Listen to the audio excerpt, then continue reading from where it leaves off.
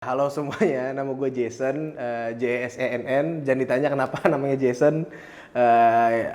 Gue seorang penyanyi dan penulis lagu, dan gue sekarang aktif di content creator juga. Gue dari daerah lah, Bray. Dulu kayak ya pergaulan Jakarta juga gue kurang paham. Jadi waktu gue masuk entertain pertama sebenarnya ya mungkin bisa dibilang ya beberapa lah kasus beberapa case kayak gue kaget gitu. Di entertainment kan terbuka banget ya. Setiap orang hidup kita kayak kaca lah. Maksudnya kayak setiap orang bisa ngomongin kita macam-macam. Kalau kita tidak siap dengan hal itu ya jangan ke arah situ gitu. Betul. Nah, lu pernah depres gak sih untuk mempertahankan your value sama ngikutin pasar gitu? Sering lagi, Bre. Sering ya? Dan jujur ya, dulu tuh gue tuh sepengen itu masuk Sony, Bre. Oke. Jadi dulu SMP, gue masih inget banget ya. SMP kan gue di Cirebon nih. Waktu itu gue liburan ke Jakarta bareng sama keluarga gue. Yeah. Nah waktu itu tuh gue kayak pengen main ke Dufan lah. Jadi masih pakai celana pendek segala macem. Nah waktu itu itu tuh emang udah suka banget sama Randy Pandugo, Michelangelo, The Overtones dan segala macam. Ada Isyana juga di sana. Yeah. Nah gue tuh suka banget, dan gue tuh bukan ngulikin artisnya doang, jadi gue ngulikin siapa sih yang di behind mereka gitu, event labelnya dan segala macam. Nah ternyata yang menaungi Sony kan. Waktu itu Sony masih di GKBI di Sudirman. Nah waktu itu gue ngide sama bokap gue, waktu itu lagi makan ayam. Lagi makan ayam pecel dan segala macam. Gue bilang, ini di KKB ini Sony Music gitu kan. Terus akhirnya gue bilang sama bapak gue pengen masuk dong ke dalam, boleh nggak sih kayak tour gitu.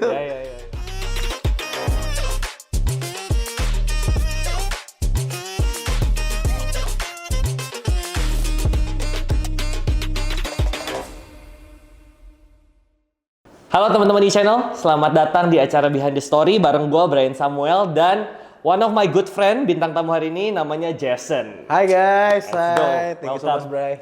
Welcome. Jason, lu boleh introduce yourself dulu nggak ke orang-orang? Halo semuanya, nama gue Jason, JSENN. Jangan ditanya kenapa namanya Jason. Gue seorang penyanyi dan penulis lagu, dan gue sekarang aktif di content creator juga. Oke. Nama panggungnya tuh JESENN. Ini gue tuh baru tahu nama lu Jason. Iya, Jason. Waktu gue transfer rekening. Nah, nama lu Jason juga. Iya, Jason. Oh, itu nama panggung. Jadi awalnya itu Jason itu diambil karena waktu itu gue bingung lah. Maksudnya buat username IG. Waktu itu lu nggak ada kepikiran jadi penyanyi, Bray. Jadi waktu itu dari username IG, apa ya kira-kira nama yang ikonik lah, gue mikirnya gitu lah. Jadi Jason, P-nya N-nya 1, J-E-S-E-N. Nah, cuman pas lagi gue, itu kan udah kepake.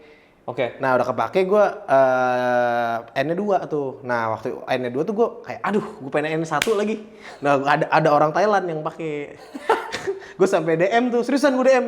Gue DM, ntar gue kasih ini ya. Gue DM kayak, bro, gue pengen pakai ini nih, pakai bahasa Inggris lah, kayak best regard Jason. Di blok gue, Pak. Gue juga sih kalau di DM gitu gue blok sih. terus kan, maksudnya gue mikir kayak, ih keren ya Jason gitu, N-nya 1. Ya udah akhirnya buat nama Spotify juga Jason aja deh, N-nya 2 gitu, biar nggak ribet. Tapi catchy sih. Catchy tapi serius. N-nya 2 gitu. Ya makasih lah kalau gitu. Ya lu tuh singer, songwriter. Lo nulis lagu juga. Gue nulis lagu juga. Lagu yang terakhir lo rilis tuh lagu apa judulnya? Lagu terakhir yang gue rilis, lagu baru gue, Bahagia Ya Kamu. Bahagia Ya Kamu? Iya, Bahagia Ya Kamu. Anyway, teman-teman gue tuh banyak yang dengerin lagu lo. Wah, serius gak deh? Iya. Mereka tuh nyanyiin lagu, apa refnya? Langitku sudah tak biru. Iya, mereka tuh dengerin lagu lo. Serius? Ya, abis yang beruntung, Bahagia Ya Kamu. Lagu Bahagia. Ini lo yang tulis apa? Gue yang so far gue yang tulis, cuman waktu itu chorusnya tuh ditemuin sama temen gue. Jadi waktu itu tiba-tiba dia nemu nada, tapi gue liriknya itu gue lagi jogging.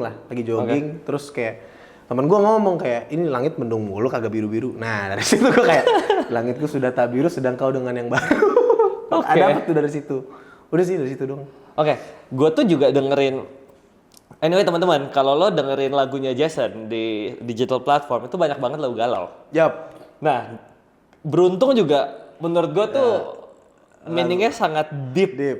Coba lu ceritain dulu yang beruntung. Gue suka the story behind lagu beruntung. So far yang beruntung itu bukan gue yang nyiptain, Bray. Oh, oke. Yang beruntung tuh yang nyiptain Pika Iskandar. Okay. Nah ya kalau Pika Iskandar sebenarnya kalau dari segi cerita tuh agak kurang relate sama gue. Ya istilahnya lo terima kasih sama cowoknya mantan lo gitu.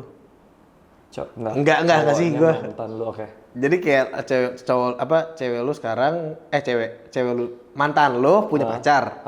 Mantan lu punya pacar, nah lu makasih ke pacarnya. Kayak bilang kayak lu tuh beruntung banget lah punya dia gitu. Jagain dia ya gitu. Enggak sih.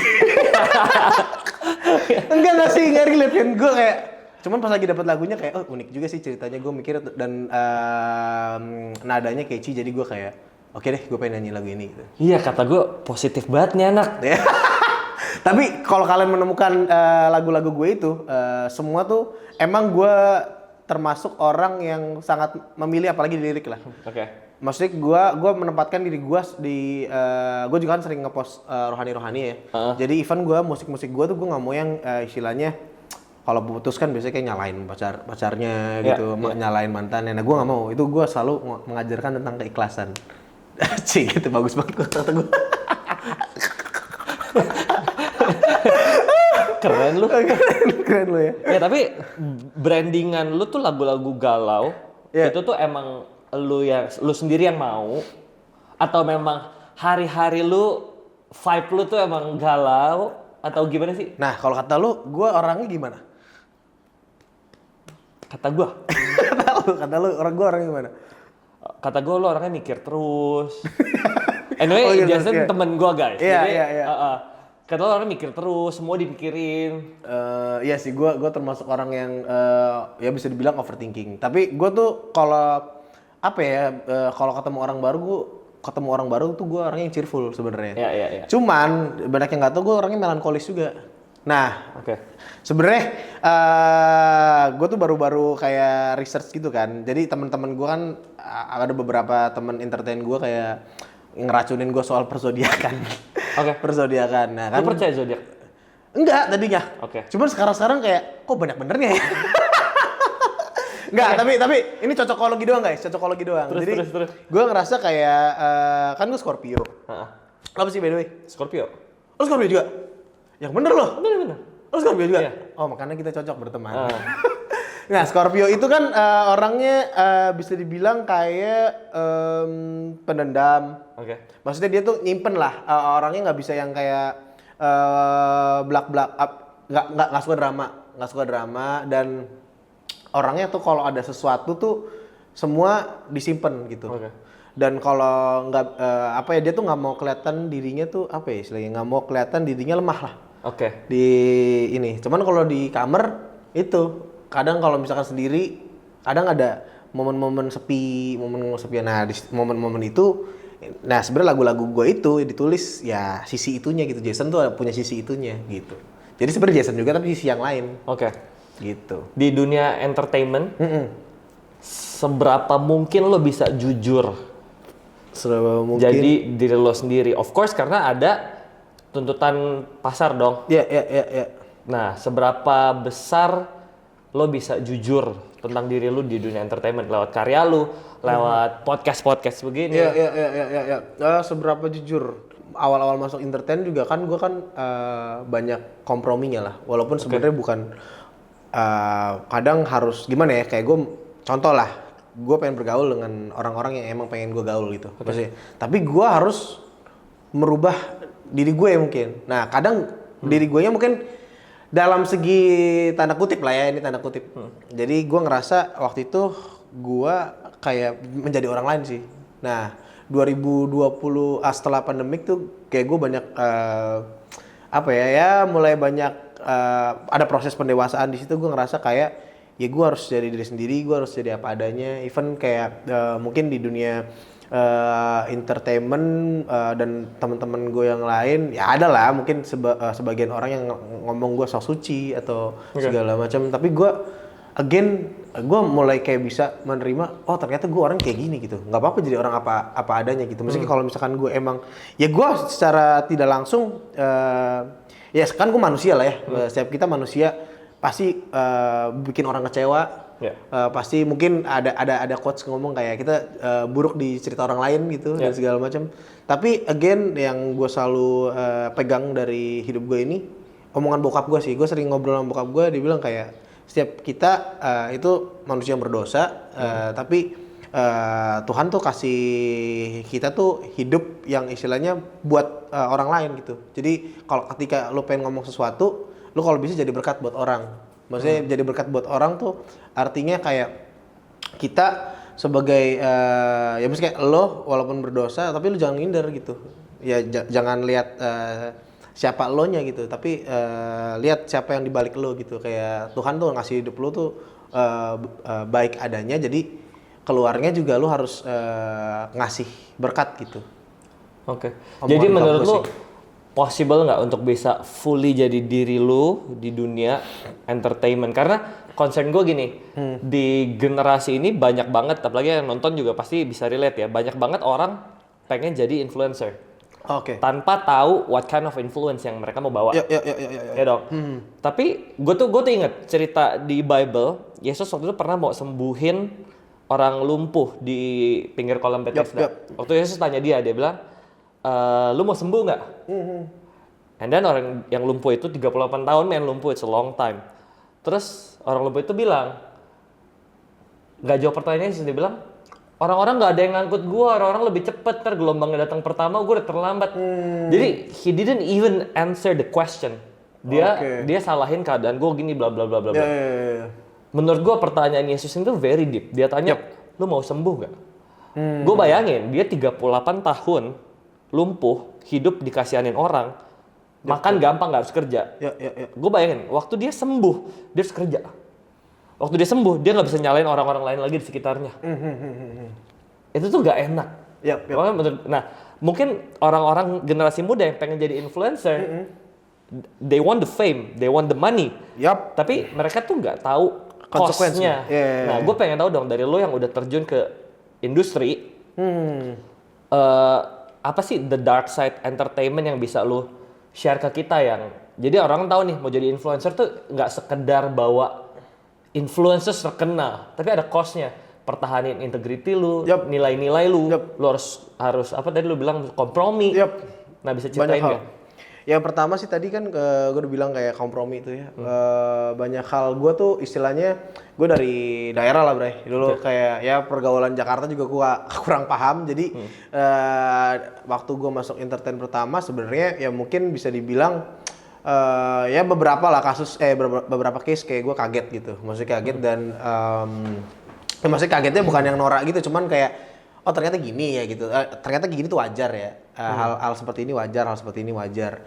Jadi gue tuh banyak kayak mulai kompromi nih, kayaknya nggak apa-apa juga deh kayak gitu. Dan akhirnya jujur waktu itu menjadi kebiasaan gue gitu, menjadi kebiasaan yang istilahnya gue ngerasa Jason yang dulu sama Jason yang sekarang beda ya gitu. Dan itu jujur sangat mengganggu apa ya, gue tuh punya, bisa dibilang orangnya perfeksionis lah, maksudnya gue tuh jadi seperti ini gitu, tapi kok arahnya kok kesana ya, maksudnya kayak arahnya kok tiba-tiba gue pengennya kesini tapi kok arahnya kesana gitu. Even kayak kadang ada perasaan yang kayak gue ngerasa jadi gue people pleaser gitu loh, jadi kayak gue menyukakan satu kelompok atau menyukakan orang, dan akhirnya gue kayak apa ya istilahnya ya, hilang jati diri lah sebagai Jason yang seperti apa nih yang gue mau gitu. Jadi gue nggak punya hak untuk diri gue sendiri sebenarnya dulu. Tapi makin kesini ya sebenarnya itu sih konsekuensi yang gue secara pribadi alami ya, yang gue secara pribadi alami. Tapi sebenarnya itu tergantung masing-masing setiap orang ya. Masih kan sekarang kan banyak juga kayak influencer yang ngomong tentang self love itu, which is good. Maksudnya ya ketika kita udah punya pendirian sendiri, even pergaulannya seperti apa, kita bisa jaga diri gitu dengan baik. Dan itu ya yang gue pelajarin selama bertahun-tahun di entertainment seperti itu sih. Dan konsekuensi yang bisa ini juga tuh gue jadi gini. Gue tuh mungkin selalu dengerin kata orang dulu lah. Itu yang lumayan merusak kedamaian gue lah di event di keluarga, gue jadi pribadi yang mungkin apa ya, suka marah gitu ya sama bokap nyokap gue gitu. Terus kayak pribadi yang sok tahu, maksudnya kan pergaulan gue seperti apa, sedangkan keluarga gue seperti apa. Gue jadi kayak ada, ya kalau orang ngomong ada, even gue jujur gue ngerasa diri gue waktu itu belum naik ya Bre. Cuman gue ngerasa ada ego gue yang ya mungkin kesombongan ya, orang ngomongnya mungkin star syndrome ya. Nah ada sifat itu yang gue ngerasa hidup gue di sini tapi kaki gue nggak nginjek tanah gitu. Jadi gue ngerasa hidup gue lebih baik dari yang lain gitu. Dan itu sangat jujur efeknya sangat jelek sekali. Efeknya sangat merugikan orang lain lah. Dan gue sadar setiap kali gue punya Tuhan kasih berkat lewat mungkin entertainment dan segala macam, ternyata tuh gue belum siap sih. Jadi waktu gue ngerasa itu, sekarang mungkin jujur sekarang gue lagi di tahap proses gitu. Di tahap proses kayak Tuhan mau kasih berkat ya gue harus sabar. Nah makanya gue sadar akan diri gue kayak tiap kali gue dikasih berkat dalam ya event keuangan, dalam karir, dalam ya contoh followers dan segala macam itu, ternyata tuh itu tuh harus kita persiapan baik-baik gitu. Even dari mental, dari apa yang kita ngomong ke orang lain gitu.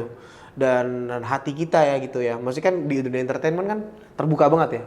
Tiap orang hidup kita kayak kaca lah. Maksudnya kayak tiap orang bisa ngomongin kita macam-macam. Kalau kita tidak siap dengan hal itu ya jangan ke arah situ gitu. Lebih baik jujur gue sangat menghargai orang-orang yang istilahnya berproses mungkin tanpa adanya kamera gitu dan segala macam. Jadi dia fokus ke dirinya sendiri dulu baru bisa dia memberkati orang lain gitu. Jangan kayak dia berusaha memberkati orang lain tapi mungkin sebenarnya dia belum selesai dengan dirinya sendiri gitu.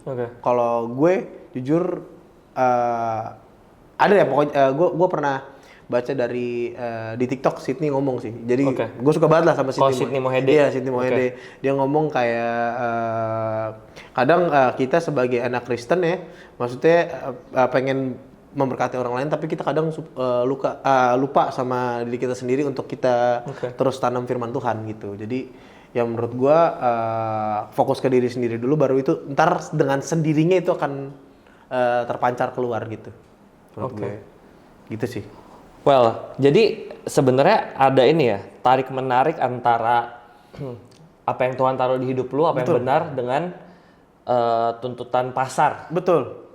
Nah, lu pernah depres gak sih? Untuk mempertahankan your value sama ngikutin pasar gitu. Sering lagi, Bre. Sering ya? Sering banget gue. Gue tuh orang yang tadi gue bilang, gue tuh orangnya overthinking banget kan. Dan gue diproses Tuhan setiap kali gue dapet itu, tapi kok kenapa ya? Ya even deh gini deh. Kalau bisa dibilang gue sekarang kalau rilis lagu udah 1 album plus 4 lagu dan gue sekarang di major label. Dan gue belum ada 1 single yang benar-benar hits gitu. Maksudnya yang gue mungkin bukannya gue compare ya, tapi beberapa teman gue yang baru masuk label dan segala macam itu 1 single langsung dang, Tapi gue itu yang membuat gue overthinking. Bukan gue iri, cuman gue mempertanyakan kayak apakah gue bener di industri ini ya gitu Tuhan. Cuman setiap kali gue menanyakan hal itu, gue selalu inget. Jadi tuh gue awal masuk Sony, Bray. Tuhan tuh anyway, Jason under Sony guys. Iya, gue sekarang di Sony Music teman-teman. Dan jujur ya, dulu tuh gue tuh sepengen itu masuk Sony, Bre. Jadi dulu SMP, gue masih inget banget ya. SMP kan gue di Cirebon ya. Waktu itu gue liburan ke Jakarta bareng sama keluarga gue. Nah waktu itu tuh gue kayak pengen main ke Dufan lah. Jadi pakai celana pendek segala macem. Nah waktu itu gue itu tuh emang udah suka banget sama Randy Pandugo, Michelangelo, The Overtones dan segala macam. Ada Isyana juga di sana. Nah gue tuh suka banget dan gue tuh bener bukan ngulikin artisnya doang, jadi gue ngulikin siapa sih yang di behind mereka gitu, event labelnya dan segala macam. Nah ternyata yang menaungi Sony kan. Waktu itu Sony masih di GKBI di Sudirman. Nah waktu itu gue ngide sama bokap gue, waktu itu lagi makan ayam. lagi makan ayam pecel segala macam. Gue bilang, ini di KKB ini Sony Music gitu kan. Terus akhirnya gue bilang sama bapak gue pengen masuk dong ke dalam, boleh nggak sih kayak tour gitu. Anak SMP nggak ngerti apa-apa dong. Terus kayak waktu itu nggak bingung kan alasannya apa ya segala macam. Terus akhirnya gue bilang ketemu sama satpam ya, gue bilang kayak Mas, saya mau ke toilet boleh nggak? Ke toilet terus kayak sama dia bilang, oh nggak bisa, ke mana deh? Soalnya kan itu gedungnya masuk terus kayak harus appointment, ada apa namanya company-nya kan. Jadi kayak lantai berapa, Sony Music ini berapa gitu. Jadi kayak gue waktu itu nggak ngerti lah.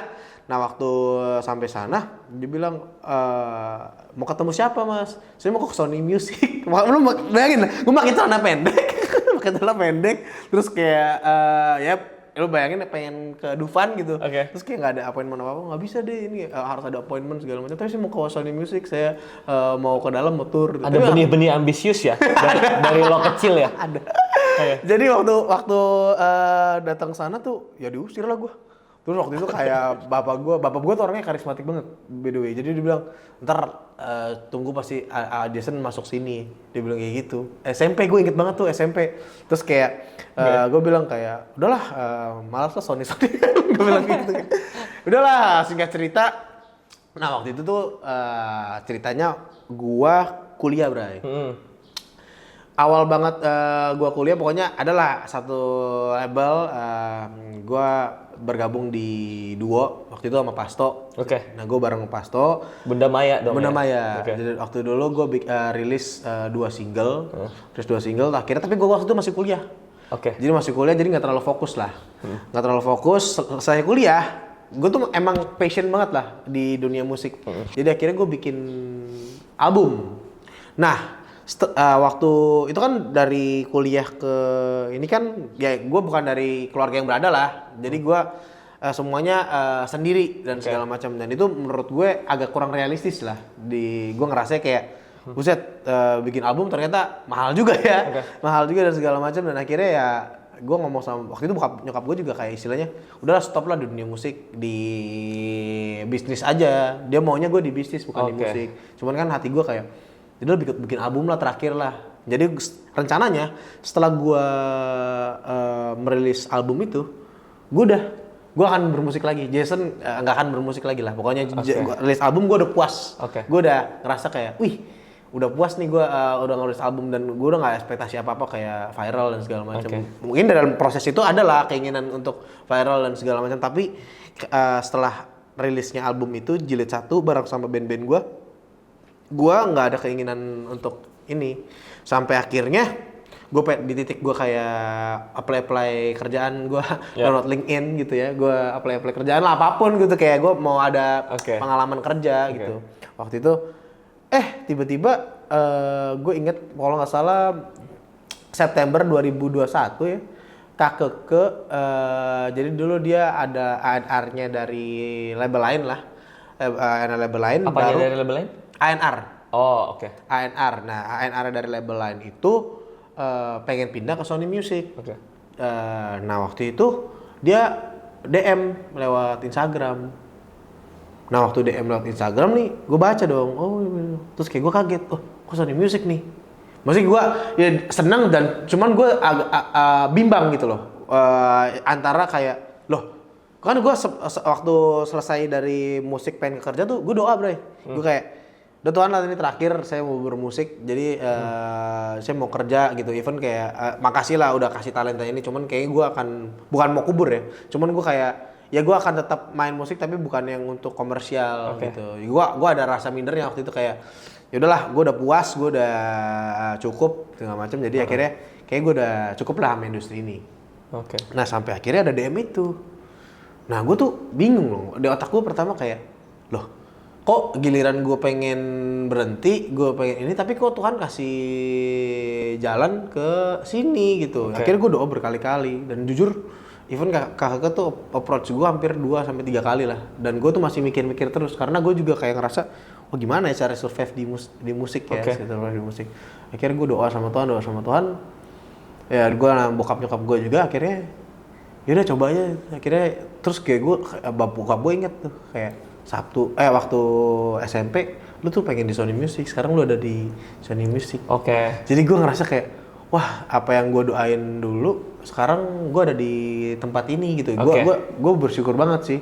Dan sampai gue punya single-single yang istilahnya dikerjain sama orang-orang hebat ya. Siapa gue kan dari daerah ya. Maksudnya gue ngerasa kayak ya gue tidak ada kepikiran sampai sini lah gitu. Jadi gue ngerasa ya gue bersyukur lah, Tuhan kasih jalan, Tuhan kasih ini. Sekarang gue tinggal menjalani apa yang istilahnya sudah ada gitu. Lo pernah tanya Tuhan nggak kayak, Tuhan what's your mission? Taruh gue di Sony Music. Itu yang gue tanyakan setelah gue rilis single ini. Jadi ongoing? Ongoing. Lo lagi ngobrol nih sama Tuhan? Gue ngobrol dan gue sejujurnya ada di hati kecil gue yang gue nggak tahu lah itu suara Tuhan atau bukannya. Cuman gue kayak gue ngerasa ada satu di hati kecil gue. Ketika lo buat lagu, ketika lo pengen ketika lo buat lagu atau ketika lo pengen punya satu single yang itu emang Jason gitu ya. Kalau bisa liriknya orang tuh hidupnya ke uplift gitu. Maksudnya orang denger, orang bukan yang jadi makin apa ya? Jadi ya kalau lagu kan yang sebelumnya kan emang sedih segala macam. Cuman kan emang gue brandingnya tuh ya gue selalu nekenin. Even itu juga branding itu tuh tidak gue buat sama sekali gitu. Jadi lagu-lagu, jadi kan dari pihak A&R ngasih gue ke lagu. Tapi kan ada beberapa yang cocok, ada yang enggak, ada yang cocok, ada yang enggak. Tapi yang selalu lagu yang terima ke gue tuh, ya lagu-lagunya itu selalu belajar soal keikhlasan gitu. Jadi selalu belajar soal, ya kalau kalian temuin lagu-lagu aku ya soal keikhlasan. Terus kayak ya lu bahagia, kalau misalnya udah putus lu bahagia, gue bahagia, saling doain dan segala macem.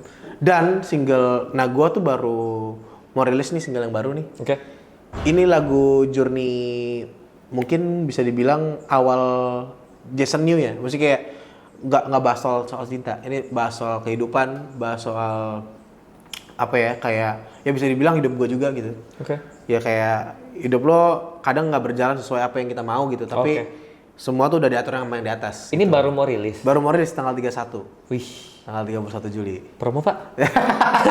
Jangan lupa ntar ada single terbaru aku, Jason. Lucu banget gue promo. Tanggal 31 Juli ini judulnya Baik Adanya. Bisa didengar di semua digital platform kesayangan kalian. Wah, very interesting. Makasih loh dikasih. Oke. Yap. Kita ngomongnya berat ya, ringan dulu. Lanjutnya nggak apa-apa lah ya. Lanjut. Gue tuh kemarin sempat ada research. Yap. Gue lihat ada satu eksperimen yang menarik di penjara Stanford zaman dulu. Jadi researchnya gini, tahun 1971 ada satu psikolog namanya Zimbardo. Dia tuh bikin eksperimen, dia tuh dosen. Jadi dia punya mahasiswa, dia bagi mahasiswa jadi 2 kelompok. Yang satu jadi tahanan, satu jadi penjaga penjaranya. Jadi plan dia pengen bikin eksperimen ini tuh selama 2 minggu. But guess what? Baru 6 hari, dia langsung stop eksperimen ini. Do you know why? Kenapa?